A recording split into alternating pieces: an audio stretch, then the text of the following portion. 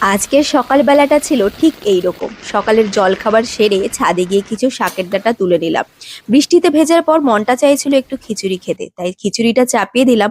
ওদিকে শাশুড়ি মা ওই শাকের ডাঁটা পাতার বীজটা আলাদা করে রেখেছিল, কারণ এই বীজটা দিয়ে আমি আবার শাক গাছ লাগাবো। ওদিকে পাশের বাড়ি থেকে ঝড়ে একটা পাকা আম পড়েছিল, সেটা কেটে সবাই মিলে খেয়ে নিলাম। আর তারপর হচ্ছে বরের আবদারে সাদা আলুর দম। তারপর আজকে করব টমেটো দিয়ে প্লাস্টিক চাটনি, মানে এটা একটা এক্সপেরিমেন্টাল রান্না বলতেই পারো।